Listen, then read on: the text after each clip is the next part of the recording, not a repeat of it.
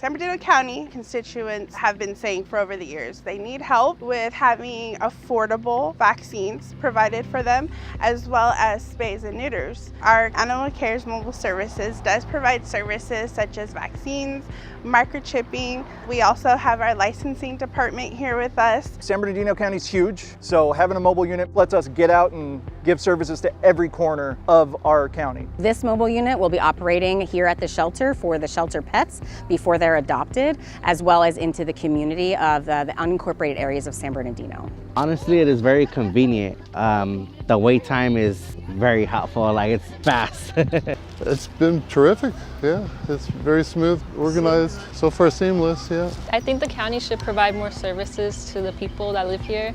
It's very helpful for those who can't really afford it. You can get basically all the services you need, you can get connected to here. We have lists for low-cost clinics, for follow-up care.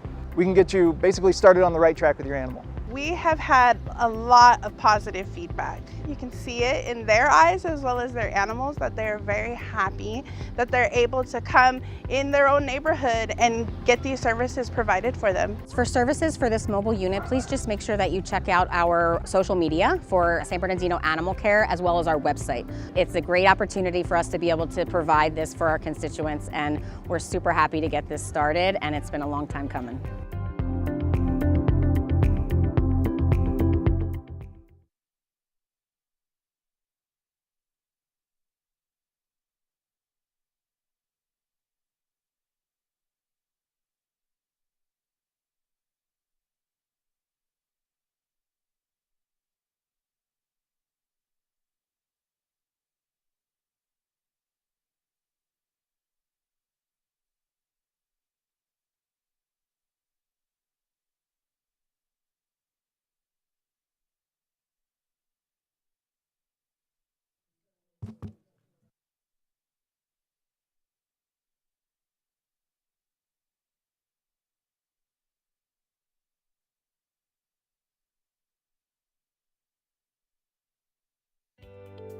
The San Bernardino County Fire Hazard Abatement Program is administered by code enforcement under the authority of County Fire. We proactively identify fire hazards throughout all regions of the county to create defensible space for first responders and to help reduce the effect of wildfires.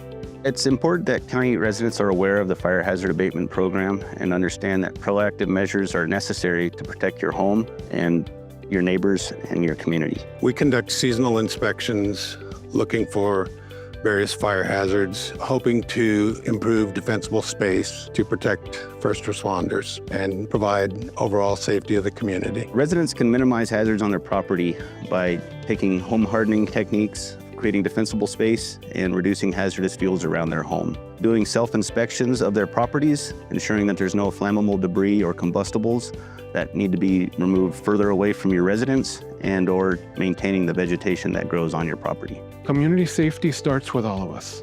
When property owners do their part to maintain their properties, it strengthens our collective ability to protect families, neighborhoods, and first responders from the effects of wildfire.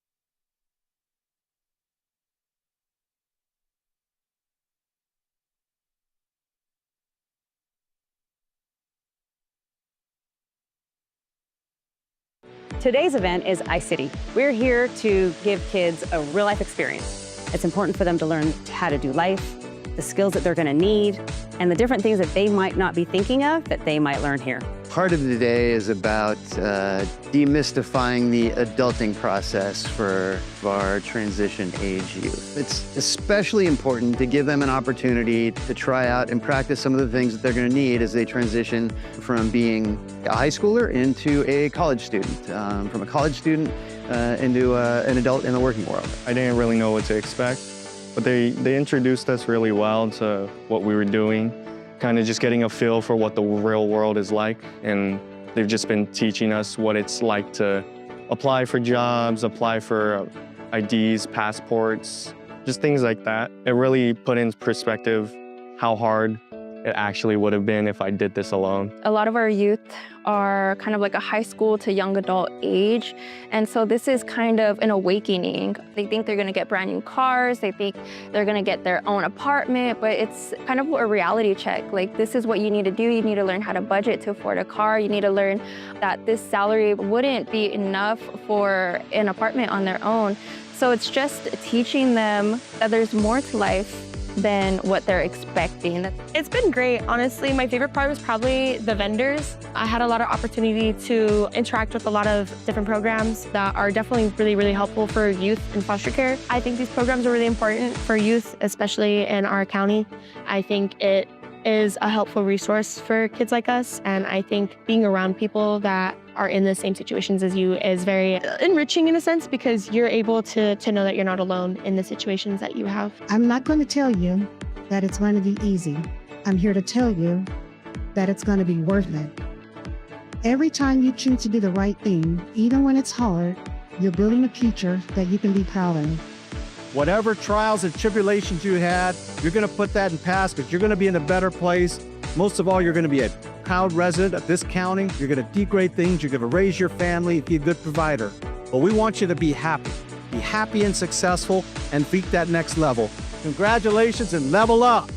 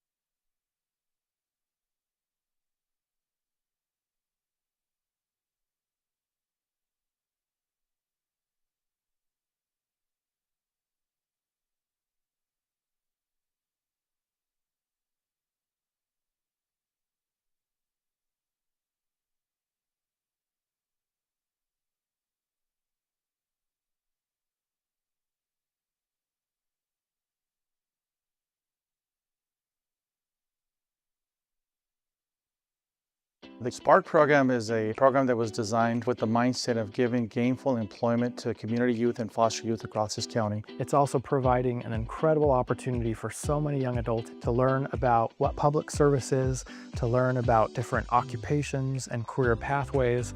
They're being paired up with mentors and coaches. We had approximately 1,200 youth apply for the opportunity to be part of the SPARK program.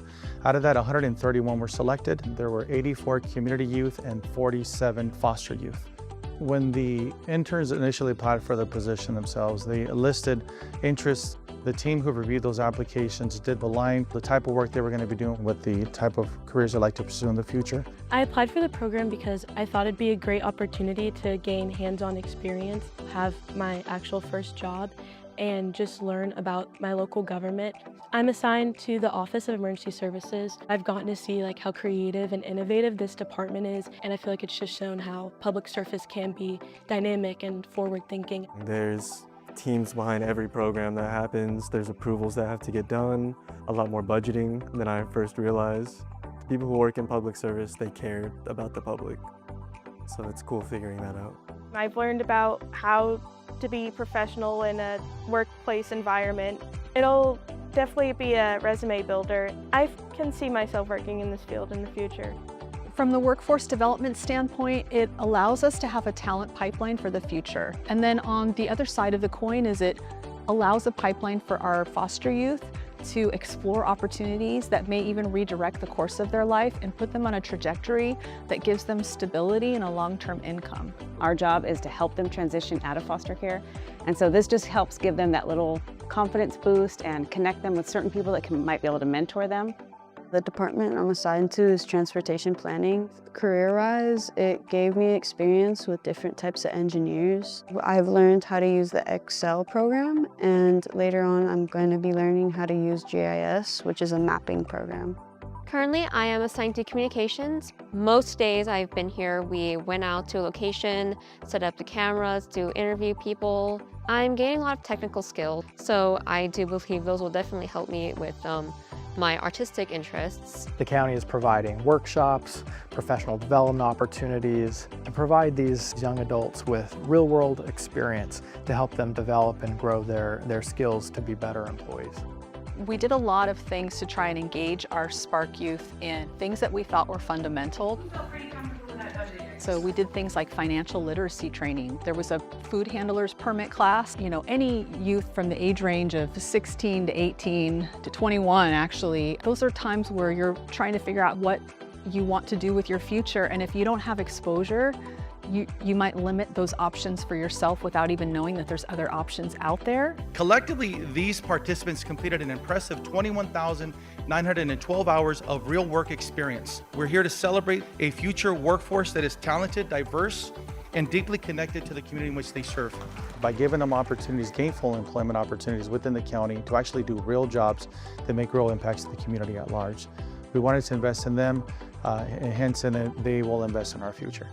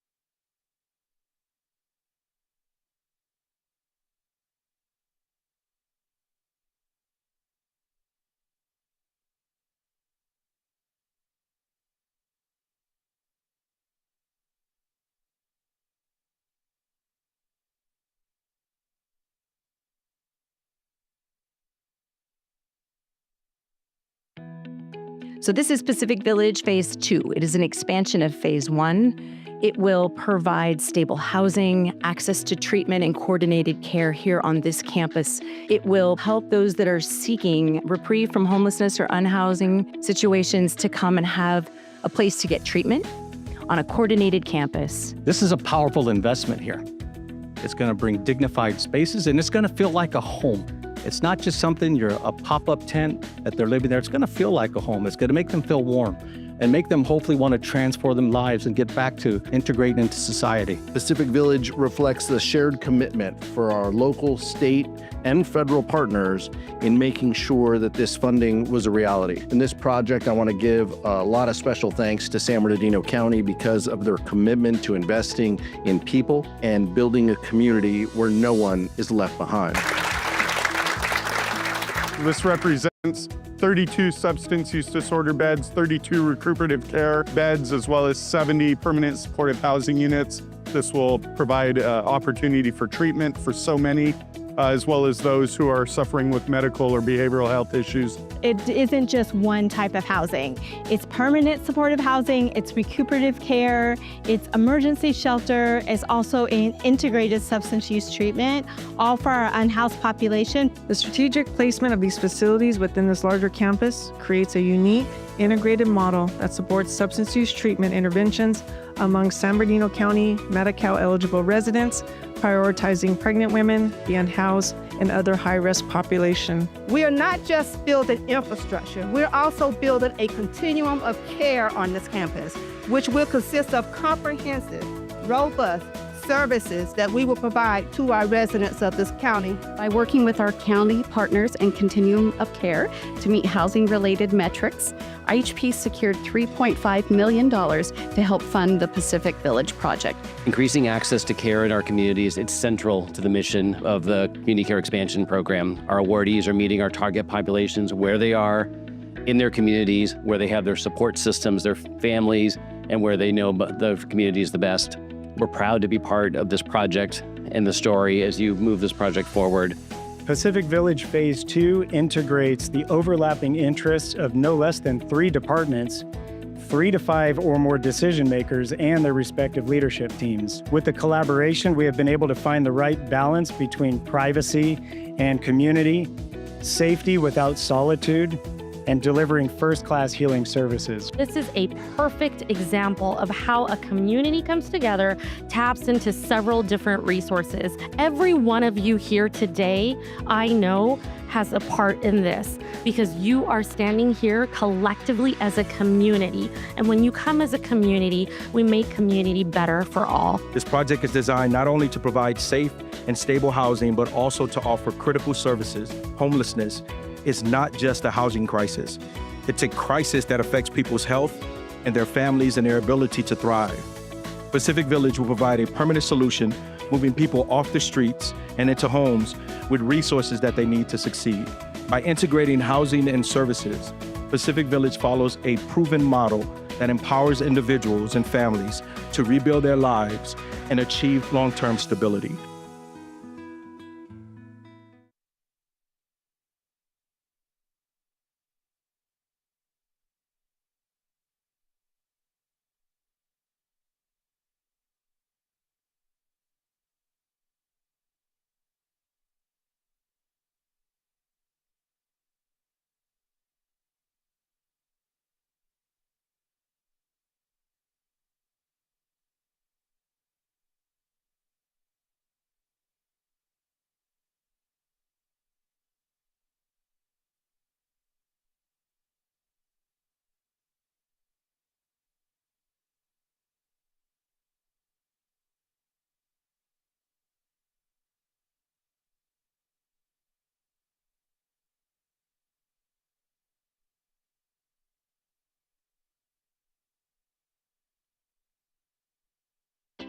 We're here today for the World of Opportunities, the reverse vendor show that purchasing puts out. We want to build rapport with our small business owners in this particular area of the Victor Valley. This is an opportunity for vendors to come in and actually have an opportunity to go face to face with the people in the departments who are actually buying their goods and services.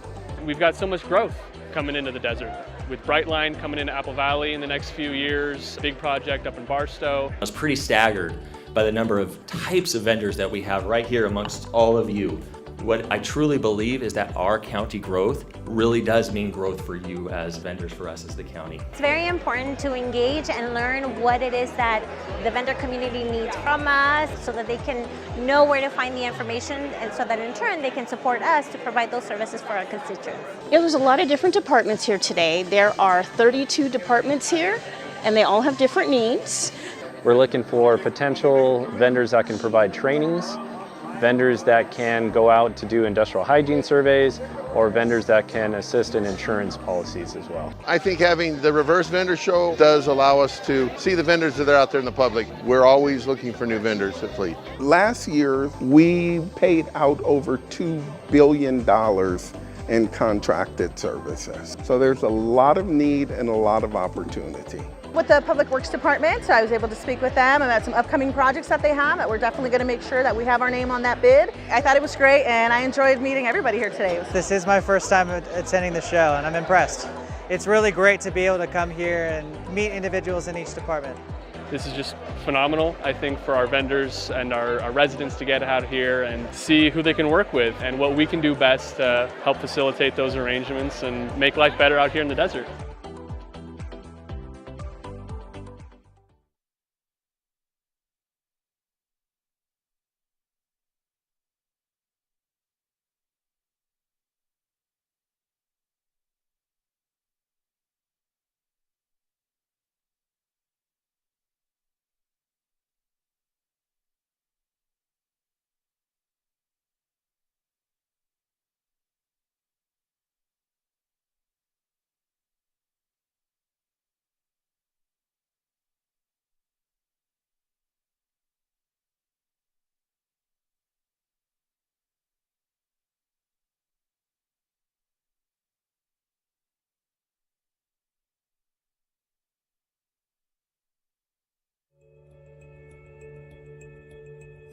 The county has established Office of Homeless Services to try and create a collaborative response to homelessness. So the HOPE team was started about a decade ago, originally comprised with, I believe, 2 deputy sheriffs, and their primary function was to combat homelessness through stability through housing.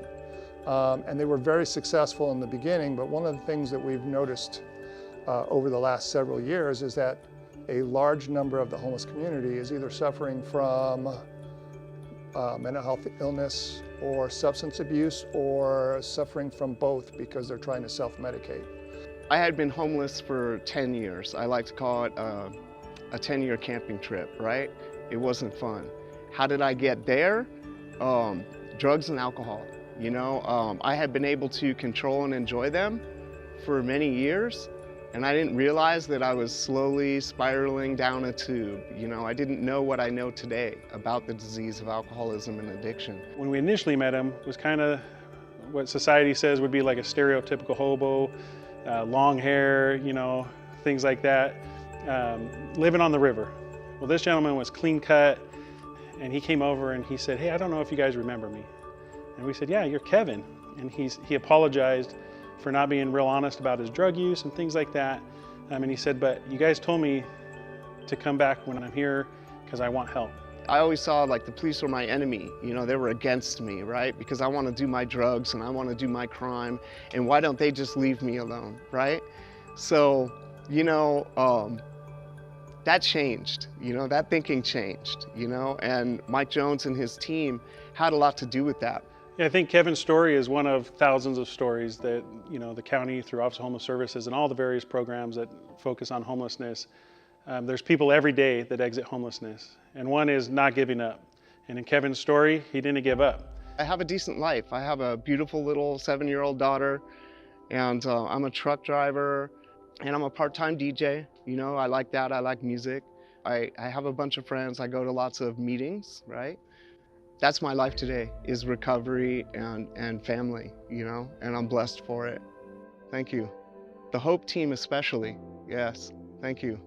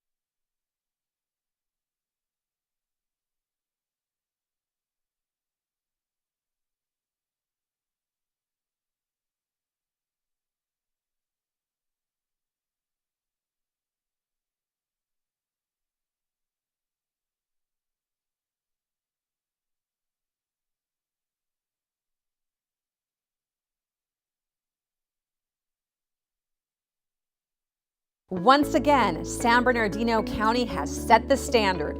This year, we proudly earned 257 Achievement Awards from the National Association of Counties, more than any other county in the U.S. for the third year running. Out of more than 3,000 counties nationwide, we're leading the way in innovation, efficiency, and service that inspires.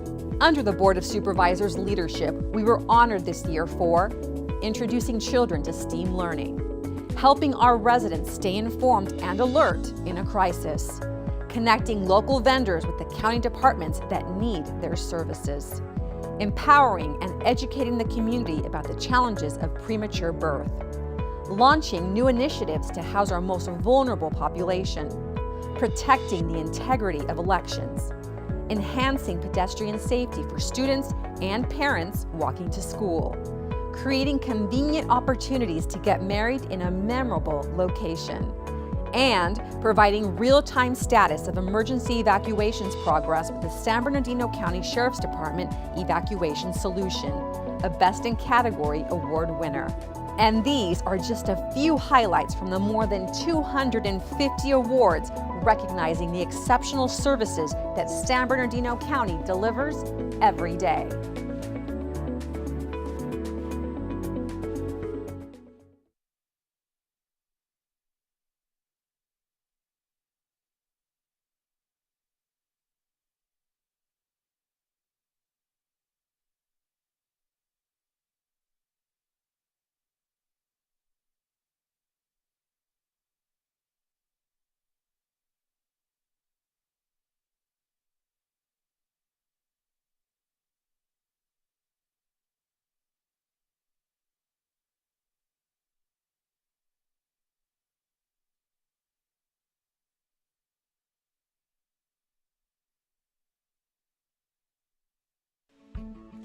ARMC's therapy dog program consists of dogs that have been certified to come and visit patients here at the hospital who may be feeling a little lonely, who may have been here long term. It's just a little visit to put a smile on their face. You want to guess what you weigh? Close, 130. People do respond very well to dogs, especially in a situation like a hospital. When people meet therapy dogs, right away, the tension just kind of melts away. It lowers their blood pressure. This is Nova. She is basically a cane corso, Italian Mastiff. She belongs to an association called Pet Partners, which is the largest therapy dog organization in the country. She actually loves coming to the hospital and being with the people, and she seems to sense what people need her the most. Oh yeah, you like your ears scratched, huh? It takes you away from, the present, gives you a little feeling of being home. Going in and interacting with the patients' families, it helps them more than the actual patients most of the time. You can't pet a therapy dog and not be in a good mood. This is Tula. Tula Louise. It's going to be 5 in June. She's been a therapy dog now going on 3 years. We had to first get our CGC, which is our Canine Good Citizen. We just 2 years ago joined First Responder Therapy Dogs. Would you like to see the dogs? We try to be here on Mondays, and then she's here during the week on Tuesdays and Fridays. And then we have a third dog that's Here Sunday. Friday afternoons and Sundays. Sunday. They're bringing a lot of joy, a lot of kindness to us. The patients love them. The staff absolutely adore them. They bring that stress level down. They're not just here for the patient, and they do a wonderful job at it. My favorite part about bringing her here is seeing the joy that she brings to everyone, because I know how happy she makes me at home. So just sharing the joy. Both Nova and I love coming here, enjoying interacting with the people, whether it's the staff or the families or the patients. It's just a good experience, like you're contributing something.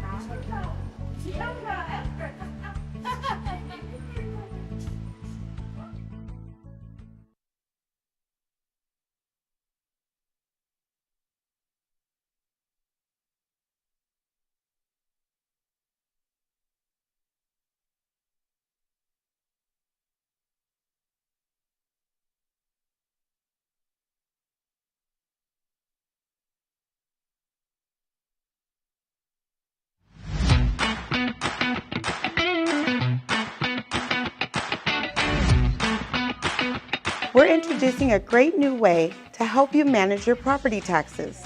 San Bernardino County is now accepting partial property tax payments because we know that paying in full all at once isn't always easy. Hi, I'm Ensign Mason, your Auditor, Controller, Treasurer, Tax Collector.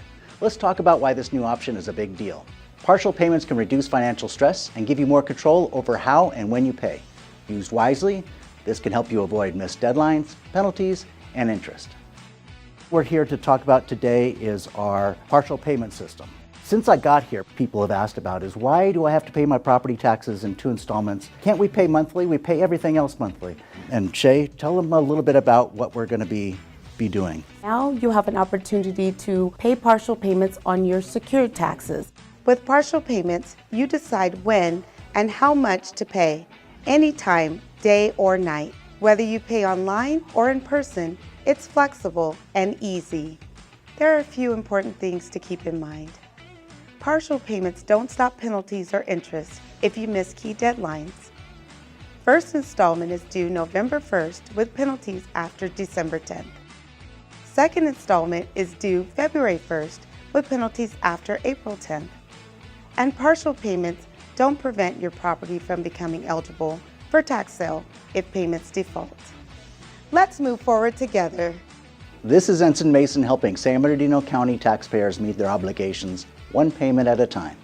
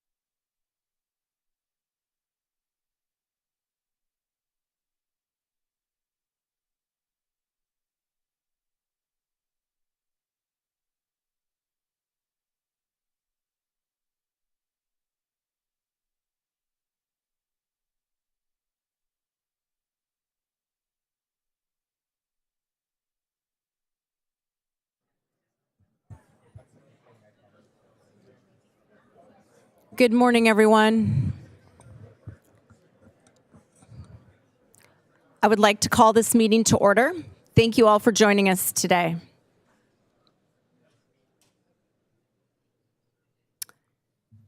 The county suffered a tragic loss this last week, and I would like to take this moment to adjourn in memory and do it a little out of order for someone that was special to the county family.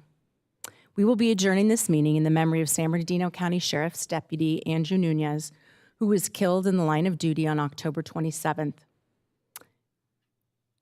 He was heroically responding to a call of a woman who was being threatened by an armed man. Deputy Nunez grew up in Rancho Cucamonga and was hired as a deputy trainee in 2019. He served the department for 6 years and worked out of the Rancho Cucamonga station until 2023. Since 2023, I'm sorry. He was gaining experience on patrol and wanted to eventually transfer to the Specialized Enforcement Division. He is survived by his wife, Roxy, who is expecting their second daughter in December, their 2-year-old daughter, his parents, and 4 siblings. We are so incredibly grateful for Deputy Nunez's service to our community, and we are keeping his family and our fellow deputy and law enforcement officers in our prayers today. Do we have any board members that would like to say a few words? Thank you, Madam Chair. My wife and the entire Baca family, we want to give our deepest condolences on the passing of Deputy Andrew Nunez. Deputy Nunez served our county with courage and compassion, leaving behind a legacy of service and kindness. We stand with his family, friends, and the San Bernardino County Sheriff's Department in the mourning of his loss and honoring his sacrifice.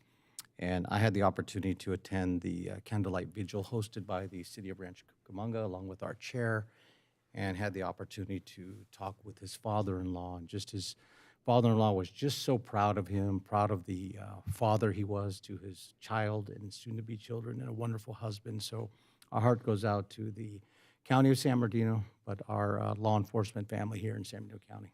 Many blessings to the family. Thank you, Madam Chair. Thank you. Supervisor Cook?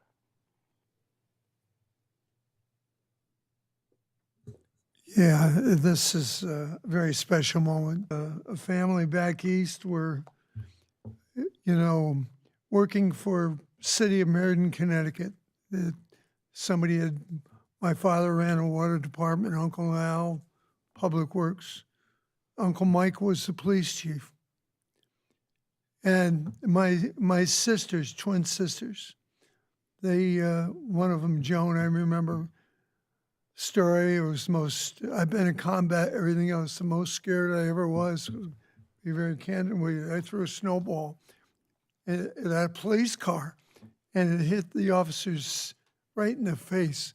I thought I was going to be executed in Uncle Mike's office. How stupid can you be, Paul? But there's a certain capacities. Command the highest respect, as it should be, because you go in combat, you put your life on the line, and there's a reason. I don't know about parades, but always in our hometown, the police would start off with the beginning of the parade, as it should be. My prayers go with the family, what happened, and Hail Mary's, our Father. It's not going to bring him back, but truly, truly a hero to everyone in this room and hopefully everyone in this county. Thank you. Thank you, sir. Supervisor Armendariz? Thank you, Chair. For me personally, this is an absolute tragedy. This deputy wasn't just a protector of our communities. He served the 2nd District and lived in the 2nd District. A resident of the city of Fontana, gave his life to our community and was just taken so quickly. And, our hearts break in the 2nd District entirely because his wife will be raising their child alone. His wife will be dealing with a newborn child alone. And quite frankly, this is just too much. This is the second one within a year. And we can only give the comfort we can, but what I can tell you is I know as a board, we will do everything in our power to make sure we do something more to protect, because our deputies need to be protected just a little bit more. This should not have happened the way it did. And this tragedy, in my hopes, will have us take a look at how we can be a little bit more effective in protecting our deputies. Not just for the ones that we lose, but the ones that we can save. And that's all my comments. Thank you. Supervisor Hagman? Thank you, Madam Chair. A lot's been said, but our hearts and prayers really go out to the Nunez family and all our deputies in the San Bernardino County family. This is a very traumatic and tragic incident. We have our deepest condolences for that. It hits home weeks, and this is what the public safety does for us day in, day out, and put their lives on the line to protect our residents. And Deputy Nunez was responding to thank you. Thank you. We have a very special chaplain here today with us, and I would like to invite Sheriff Shannon Dykes to come forward and please introduce Chaplain Mesa.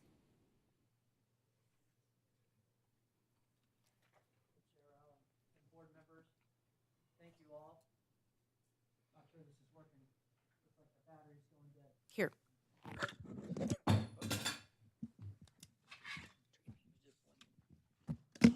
Good morning, everyone, and thank you for being here. I want to acknowledge a number of our folks from the Sheriff's Department, particularly the Rancho Station, that are here with us this morning, and also SEBA. You know, when things like this happen, this is an amazing county to be in, to see the support that you all are expressing this morning, and the support that we all come together over. Just be words, but your life could be taken as a result of your true support of those ideals that make this country what it is. And when you hear Vice Chair Baca say he talked to the family, one of the things that absolutely rings true in talking to this family is while they're weighted down with the most heavy sorrow that anybody could imagine, what beams through that sorrow is their pride. I can tell you firsthand, it is an amazing family and strength. But when we talk about the family of the Sheriff's Department and those that are from the Rancho Station here today, their commander and lieutenants are here in the audience with us. The Rancho Station has suffered a number of things that have happened recently, officer-involved shootings. Marcus Mason was another deputy who was just recently shot in the spine, lost part of the use of his right foot. It just doesn't work correctly, so we had to retire him. And there have been a number of other line-of-duty deaths that have been attributed to deputies working at the Rancho Station. So they've suffered a tremendous amount of loss in a short period of time. And then only 8 months ago at the Victorville Station, we lost another deputy, Hector Cuevas, in the line of duty with similar circumstances in a very young family. And so when we realize what these folks that come into the Sheriff's Department and our police officers and firefighters across our county and the dedication they put day in and day out, I personally could, talking to you, and I told you we had 2, it would have been shocking that we only had 2, but we're talking about 80. And if I can leave you with any of these things today is, number one, thank you for your support. What you're doing to help the family stand back up and what we're trying to do as the department family, it means a lot. The board today is donating $50,000 to SEAT. They did the same thing for the Cuevas family. What does that really mean at the end of the day? All those things that we don't want Andrew's wife to have to think about are things that we can take care of financially, that we wouldn't be able to do without the support of all of you in this county. And I think, and I've said this at the Candlelight Vigil, San Bernardino County is different. We're different because we care about the folks that work for us and the folks that serve us. And that's apparent by the community turning out. And other places that surround us, there would have been some type of protest going on at the same time. In this county, we know what matters. And to leave you with this is we're built for this. I couldn't be more proud of the deputies. And I know Andrew would want us to go out there, get back to work, stay focused on what we're doing. And that's exactly what we're going to ask of them. So right now, for all of you, please know that we're going to support our DA who is prosecuting this offender, and God bless our DA. And while we do that, we're going to wrap ourselves around this family and we're going to see them through these things, and largely with all of your help. Day in and day out, this board here does support us. We're funded very well, and we're able to take care of this community like nobody's business, and you all are a blessing, and I genuinely appreciate that. So when I say we have a team that helps us through crises like this, I'm going to introduce Pastor Diego Mesa. He's one of the founding members of what used to be Abundant Living and is now Patria Church. He leads one of the largest congregations in the city of Rancho Cucamonga. Also, you see he's wearing a Sheriff's Department uniform. So Diego not only has a huge job Monday through Friday, but he and his entire family and his wife, Cindy, dedicate or allow him to dedicate time to us. Diego's been serving with us for the last 2 years in the city of Rancho Cucamonga. So when crisis happens like this, not just to us, but to citizens that are experiencing really heavy law enforcement type calls, we have folks like Diego who are on call, and they come out and they help us minister to the family and minister to our deputies.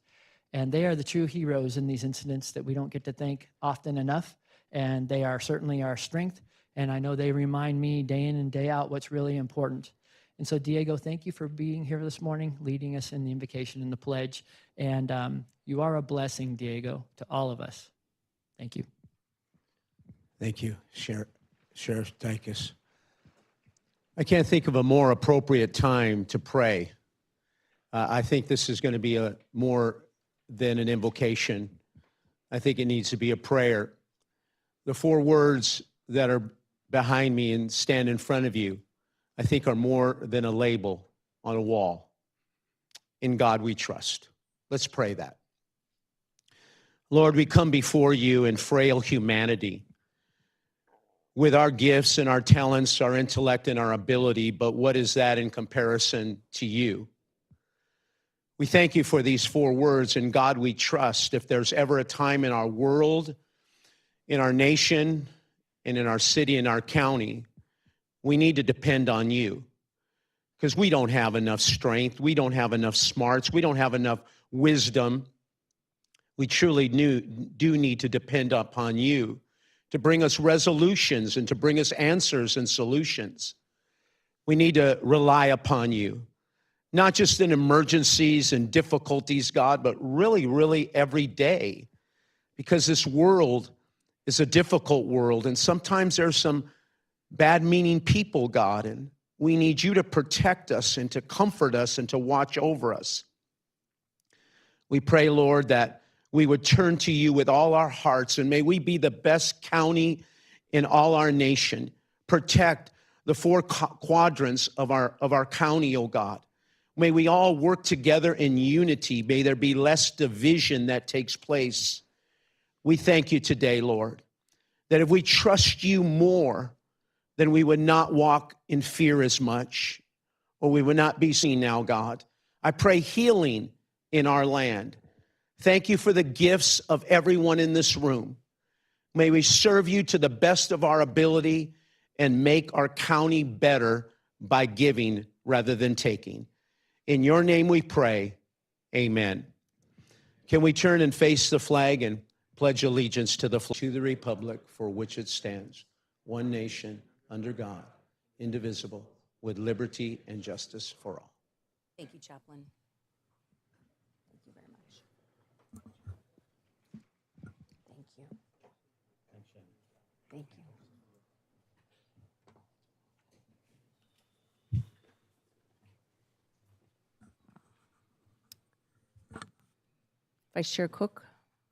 Supervisor Cook?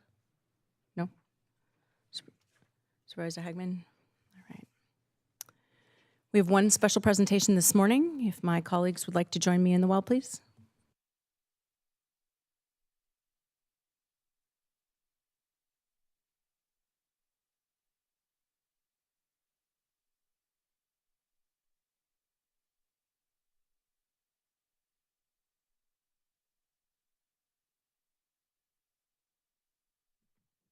Could we ask Jovina Moore to please join us?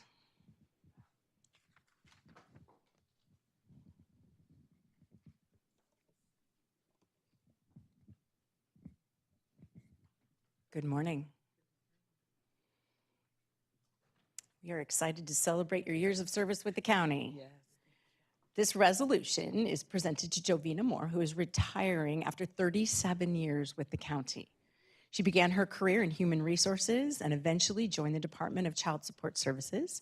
She's retiring as a supervising child support specialist. We thank you for all of your years of dedication to San Bernardino County, and we wish you well in retirement.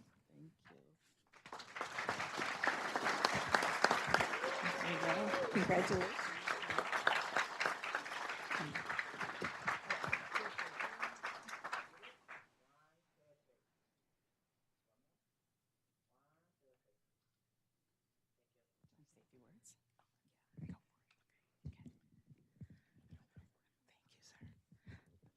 I love my job. I love the people I work with. It has been a journey. I started out, and I think I started making, $2.85 or something like that. So that was a long, long time ago. I thank my family for always supporting me. It was a lot of sacrifice for them as myself, because I did do 32 years in the military as well and retired out of that. So my family has definitely stood by me through it all, babysitting up and down, and I want to thank my husband for all the support that he has given me throughout all these years. But it has been my pleasure to serve the people of San Bernardino County, and I love our county. I love San Bernardino County. So, would you like to have your family come up? Yes. Okay. Yes. You guys can come up now for some pictures. And this is only like half of my tribe.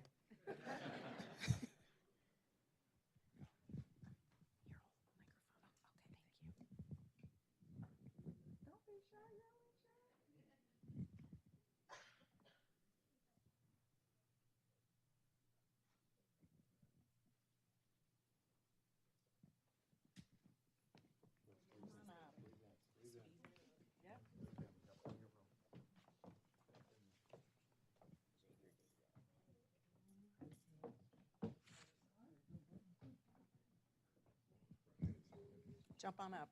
Yep.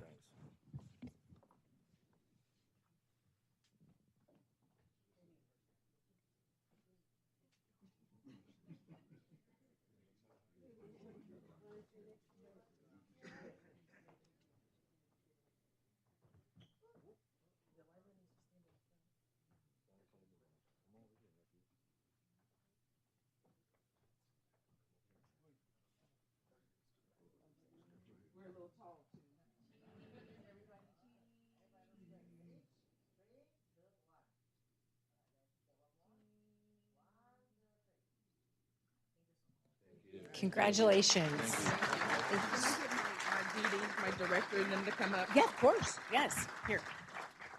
Now, my wonderful director, my admin, my support at the top, can you guys please come up so we can get a picture?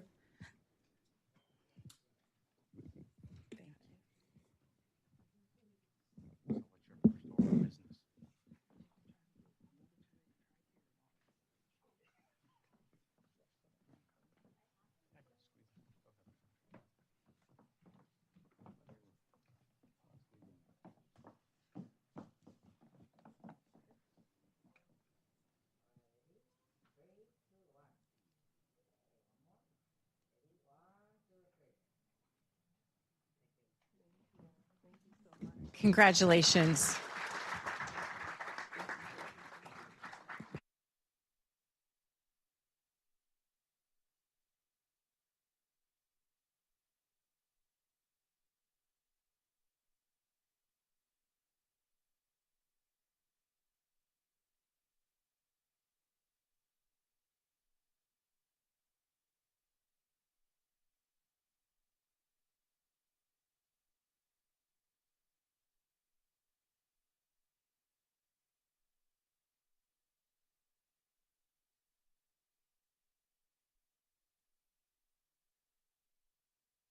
We will now move on to our reports from County Council. Laura?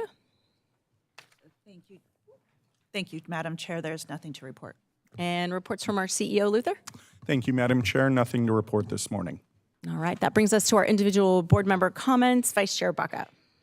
Thank you, Madam Chair. Just want to highlight a few activities we participated in.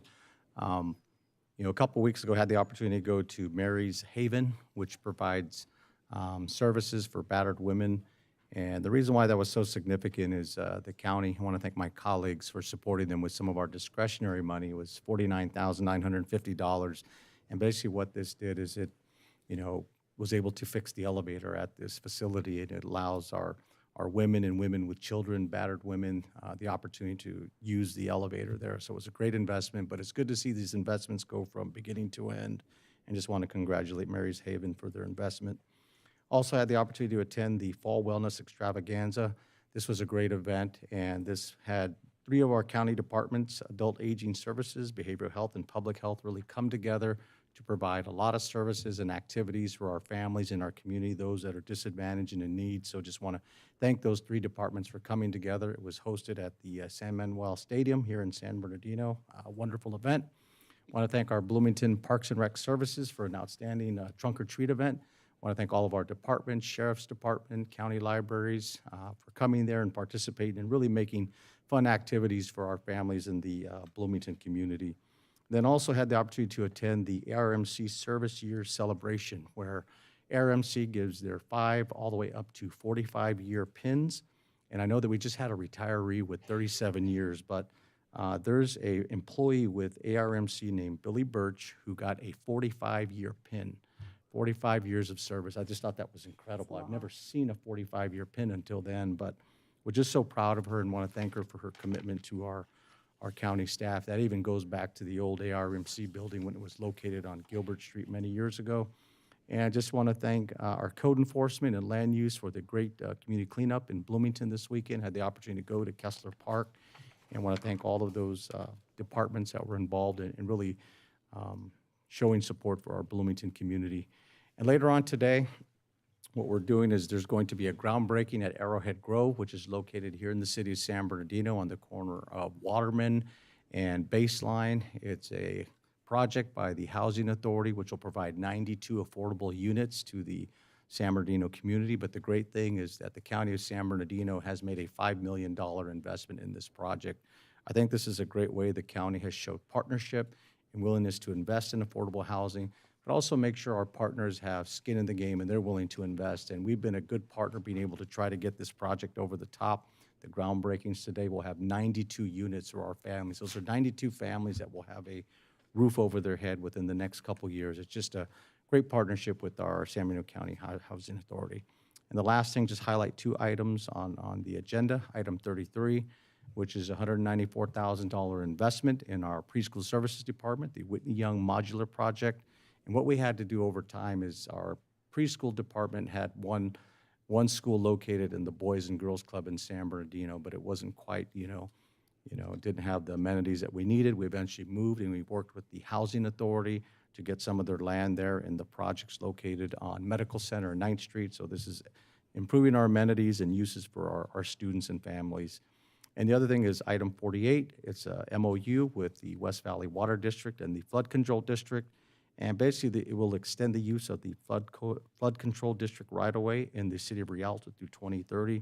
And what this partnership does, it will continue operation of critical water lines that strengthen our local infrastructure, improve service reliability for our residents and businesses across the West Valley. So great investment. Want to go hats off to staff for doing a great job. And that concludes my comments, Madam Chair. Thank you very much. Supervisor Cook. Yeah, tomorrow I'm going to go out to the Marine Corps Air Ground Combat Center. Very, very special day. And of course, unfortunately, there's a cemetery very close. Some of the colleagues that I serve with, a lot of people you might know in this room, but this special time, if you know somebody who's a veteran, you see him on the street, particularly a combat veteran, just say hello, wish him a happy day, and just say a prayer that he or she is back in one piece, and keep that in mind. And I think all veterans would be grateful. Thank you. Thank you. Supervisor Armendariz. Thank you, Chair. We had a pretty busy, robust week.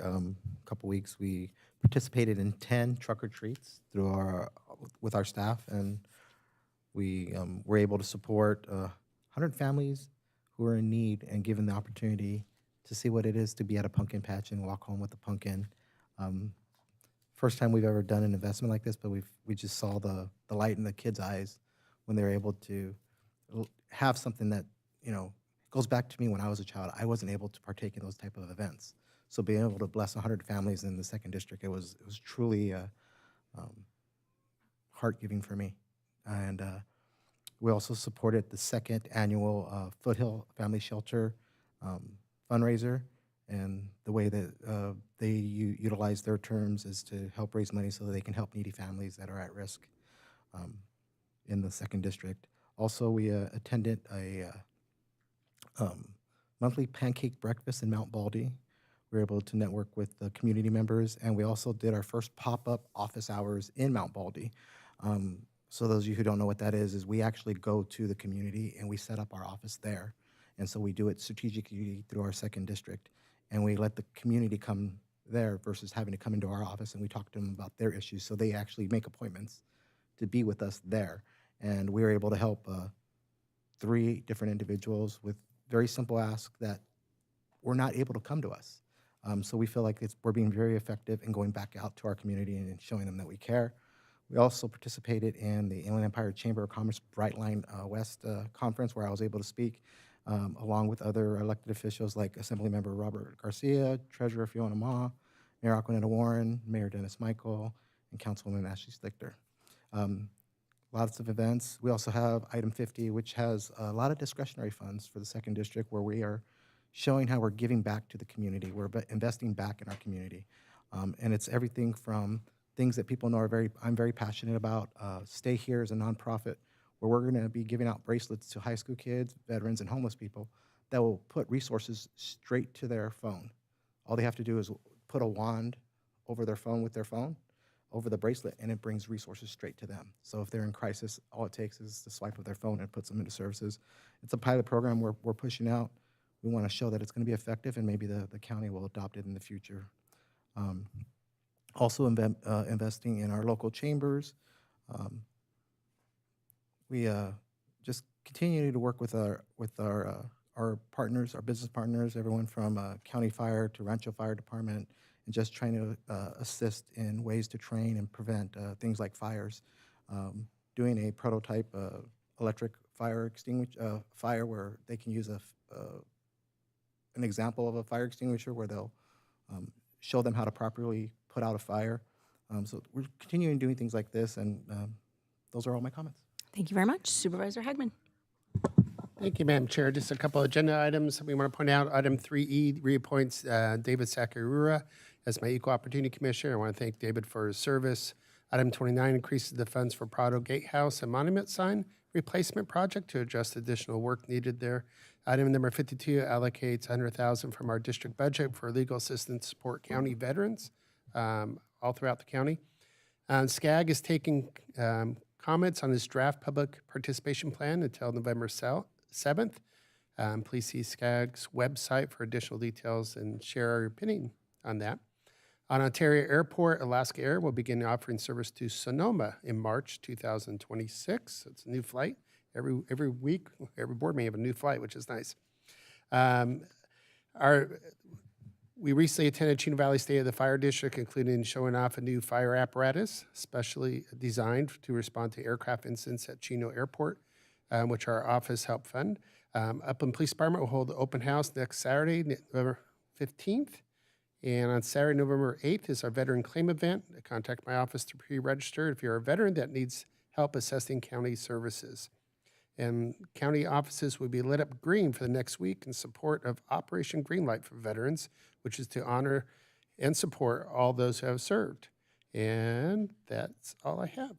Oh, I did want to say, I did take a ICS 300 or 400 with the county, and several in this room, or a couple of you in this room last week and over the weekend, and it just drives my respect even more for what our first responders have to deal with in crisis emergencies, and it puts us students in those positions of everyone's requesting these resources, but you only have limited ones to make those kind of decisions. So thank you all those public safety folks and all our department heads who serve in those crisis management teams, because you do a heck of a job. Thank you.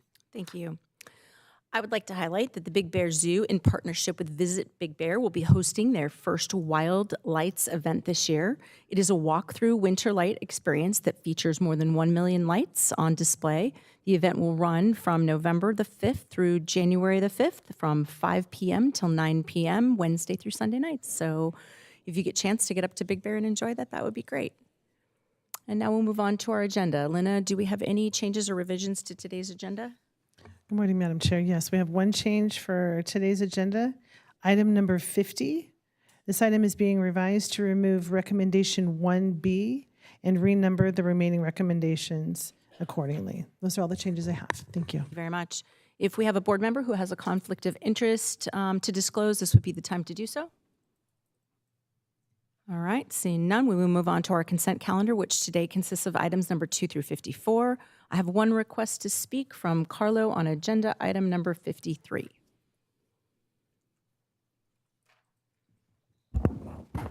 Hello, good morning. As someone who wears a flag on my shoulder, I just want to go ahead and thank those that come out every day who wear the flag on their right breast, and to remember the oath that we all took to uphold the Constitution, right? So the exempt calendar for the salaries of the employees of San Bernardino, and this comment's going to be really short. Just remember that. We all have a responsibility, whether you uphold, whether you're in a foreign land or you're here at home, whether you wear a uniform or not, you all have a responsibility to that Constitution. Primarily, obviously, we all know that my comments have been mostly directed at CFS, but at this point, I want to go ahead and just tell everybody in this room that it's a solemn duty that we should all take very seriously and not act, that these things don't matter to us until we get to the point that they do matter. with that, thank you for your sacrifices, everyone. I did go to the gym where the deputy went to, and they have his picture up, and we're going to be preparing a hero wad the next coming week in order to celebrate his life and his sacrifice. Thank you. Thank you very much. Do I have any board members wishing to pull an item or make a comment? I have a motion from Vice Chair Baca, a second from Supervisor Hagman. All those in favor? Aye. Any opposed? Any abstentions? Thank you, Madam Chair. With that, the consent calendar passes unanimously. Thank you very much. Our first discussion item is number 55, which is an employment contract with our Chief Executive Officer, which I will be presenting pursuant to Government Code Section 54953C. The terms of the agreement must be read into the record. The contract will be effective November 1st, 2025. The salary is set at $451,194, which is equivalent to the exempt salary range 120B, Step 12. The benefits have a value of $207,823, which is equivalent to exempt Group A benefits. Also, the county will make contributions to Mr. Snoke's 401k and 457B deferred compensation plans in the amount equal to the maximum allowable IRS contribution limits on a biweekly basis. Any board member comments? Thank you for the motion. I do have one request to speak. Thank you for the second, Vice Chair. The only request to speak that I have on this is Carlo.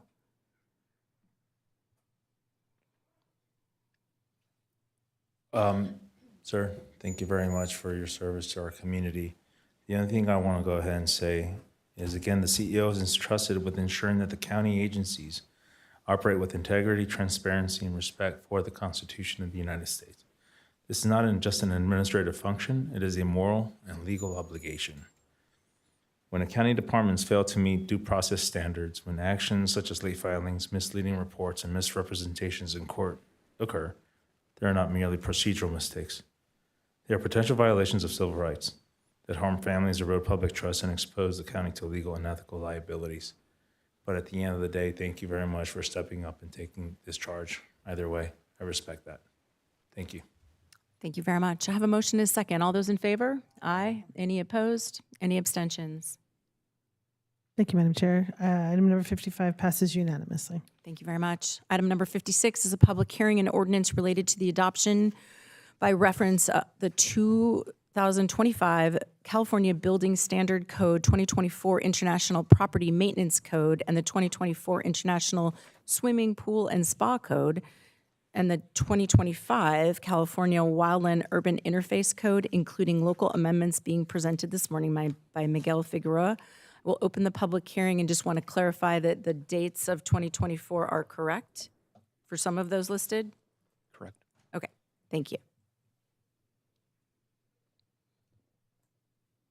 Good morning, Chair Rao and board members. My name is Miguel Figueroa. I'm the Land Use Services Director. With me by my side is Majed Solomon, our county building official.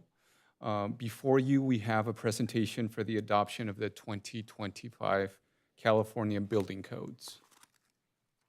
What we know: model building codes are published by private entities such as the International Code Council, International Association of Plumbing and Mechanical Officials, and the National Fire Protection Association. The California codes are printed and published by the state every 3 years. What is required? State law requires the California codes become effective throughout the state 180 days after publication. State law allows local jurisdictions to make amendments to the California codes based on local climatic, geological, and/or topographical conditions. New California codes were published July 1, 2025, and become effective January 1, 2026. The county is proposing local amendments to the building and plumbing codes within the published California codes. What codes are we considering? The ordinance proposed to the Board of Supervisors adopts by reference the following codes: building, residential, electrical, mechanical, plumbing, energy, historical, wildland urban interface, existing building, green building, administrative, reference standards, international swimming pool and spa, international property maintenance. So what are the differences that stand out that we have before you here today? The building code includes the exemption for grading not exceeding 100 cubic yards. The plumbing codes have the following differences for water wells. Increases separation of private disposal systems from 50 feet to 100 feet. Increases separation between wells and private disposal systems from the current 100 feet to 200 feet. This concludes the presentation. Staff is here to answer any questions you may have, Board. Thank you. Thank you very much. Any questions of staff at this time? I have a motion and a second. I will close the public hearing, and I do not have any requests to speak that I see. All right, all those in favor? Aye. Any opposed? Any abstentions? Thank you, Madam Chair. Item 56 passes unanimously. Thank you very much. That is our last discussion item. So now we will move on to general public comment for items not on today's calendar. Our first up is Eric Childs, followed by Jane Hunt-Rubel.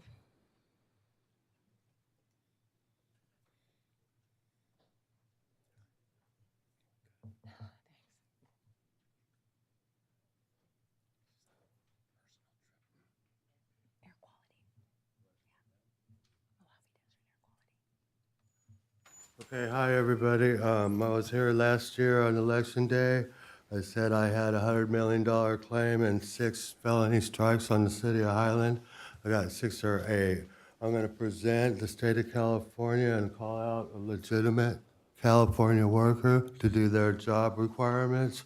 I got 3 falsified government documents done by the county and gave to me by the city of Highland. And it's a felony 3-strike offense for each one.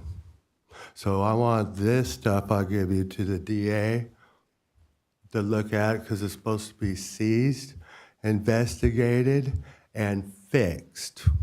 Even if I'm dead, you have to do it. It's your job requirements. So I've got 6 or 8 strikes on the city of Highland and all the evidence to prove it in court.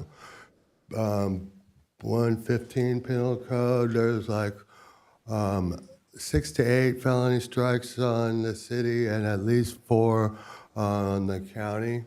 And that's, I just want you guys to fix my stuff on my property. It's a federal land exchange of a street that was signed off by Caltrans January 11th, 22. 13 months later, they do a meeting whether to keep or get rid of the street, and it was already gone 13 months before. So how could you keep it? I want it rebuilt, or I guess it would have been such a hassle. So I've got extortion, the second page of the document that they can't find. The first one is a document that the Hall of Records cannot find. I've got a copy of it. I sent these 3 things to the federal government like the week before they closed down because you have to do a claim, ask for money, and it was for $103 million, just like I asked you guys. Now, I was told by you guys that there's not obligated to provide me with a recording, but when it's a federal land transfer, I don't think I have to ask. We're going to have a judge make them. And I want the city of Highland removed for being corrupt, group of civil servants that are criminals, is what they are. And I'm going to call out the 14th Amendment.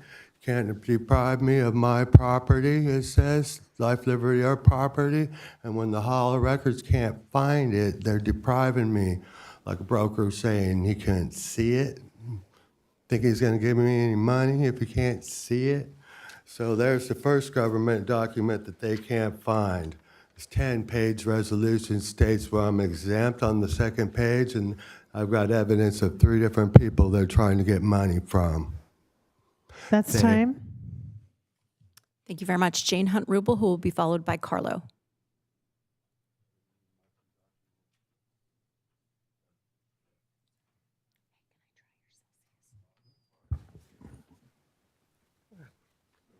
Good morning, board members.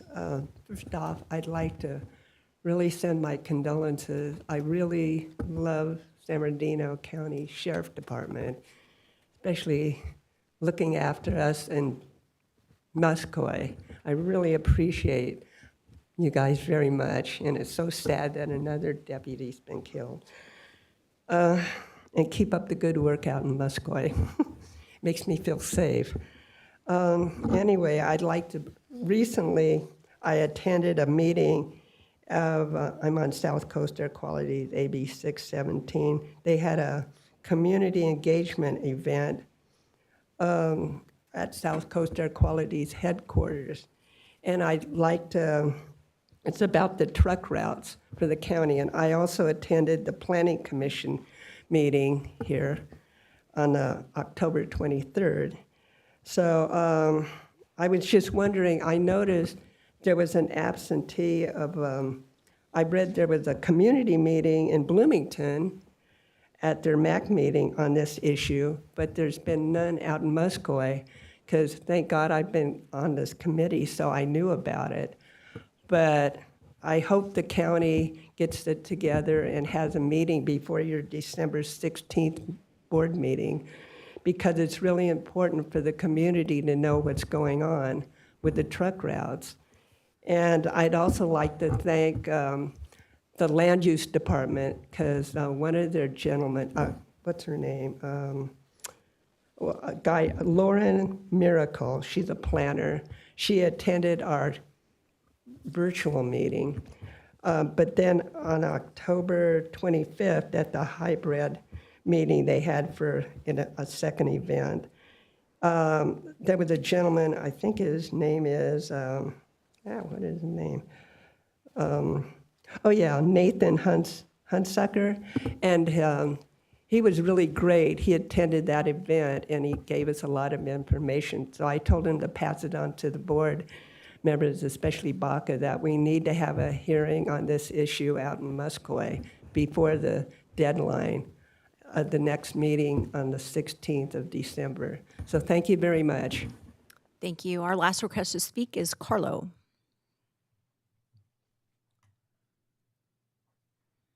Okay, thank you once again.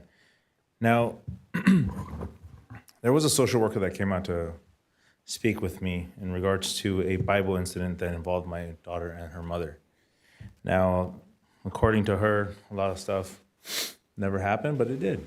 It was true, right? Even though the filings in court were made up, but again, I have 100% proof that the social workers knew that exactly what had happened to my kid. But I wondered, why is this occurring, right? Part of the conversation I had with the social worker was that women have more rights. I like to say that especially to our veterans, because that's a fear. You're usually threatened with, Oh, a lot. this is what's gonna. Oh yeah, and that's another thing. Threatening the veterans with psychological evaluations and whatnot, which happened in my case.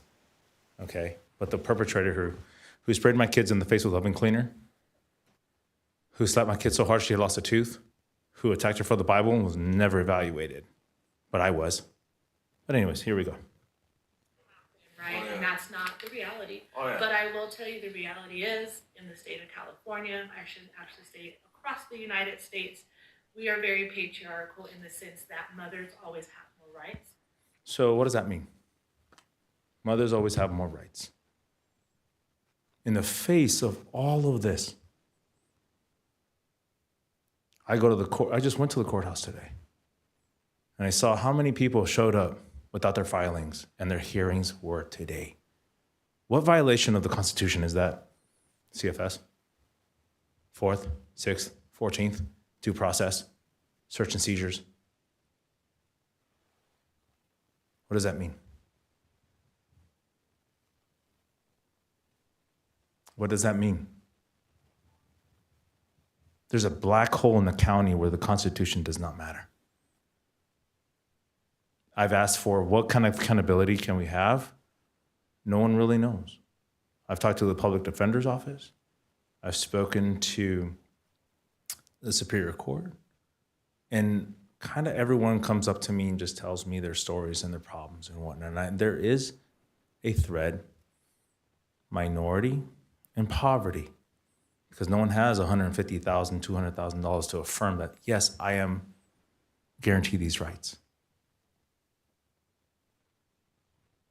So what I've learned was it comes to here. comes to the Board of Supervisors who have the power of the purse, who have the power to put into code in the contracts that you will do your supervisory role and stop the falsification of allegations against these parents, stop the illegal detentions who are sending our brothers who carry the flag on their chests to remove these kids on false allegations. Thank you. That's time. Thank you. Before I adjourn this meeting, I would like to highlight that our next Board of Supervisors meeting location and time have changed. The next meeting will be held November 18th at the Ontario City Council Chambers, located at 303 East B Street in Ontario. Our closed session will begin at 8 a.m. and our public session will begin at 9 a.m. We are changing the location and the time because Deputy Nunez's funeral services have been scheduled for that day, so this change will allow the supervisors and the staff to attend the service. This meeting is now adjourned. Thank you.